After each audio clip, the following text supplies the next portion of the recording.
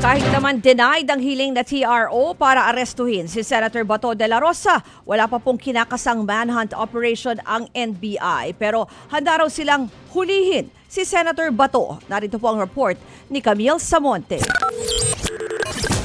Sa botong 951, ibinasura ng Korte Suprema ang hiling na temporary restraining order ni Senator Bato de la Rosa laban sa arrest warrant ng ICC kaugnay ng drug war. Ibig sabihin, hindi pinayagan ang kagustuhan ng senador na hindi siya arestuhin sa bisa ng ICC warrant. Pero paglilinaw ng SC, desisyon lang yan para sa hiling na interim relief. Hindi pa nila nireresolba ang mga pangunahing issue na inilahad ng kampo ni Bato. Partikular dito ang kanilang petisyon noong March 2025 na gustong pigilan ang pakikipagtulungan ng ating gobyerno sa ICC.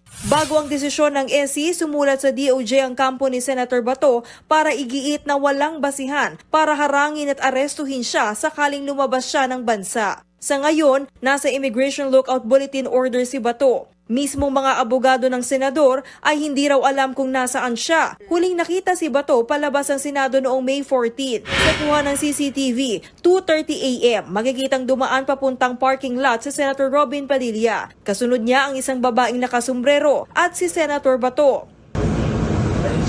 Sa isa pang kuha ng CCTV, makikita ang tatlo na naglakad at sumakay sa puting SUV na pagmamay-ari ni Padilla. Bago makitang umalis ng Senado ang naturang sasakyan, wala pang impormasyon kung saan dumiretso ang sinakyang SUV. Pero huli raw itong nakita papuntang Makati City. Una nang itinanggi ni Padilla na dumiretso sila ng NAIA. Nandito pa raw sa bansa si Bato. Una nang sinabi ng NBI na may lead na sila kung nasaan ang senador, pero wala raw silang manhunt sa ngayon.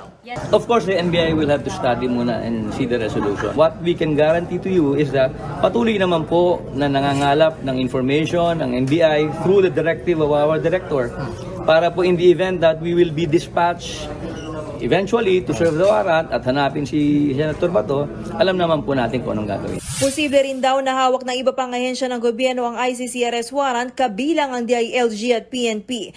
Nagbabalita mula sa Frontline, Camille Samonte, News 5.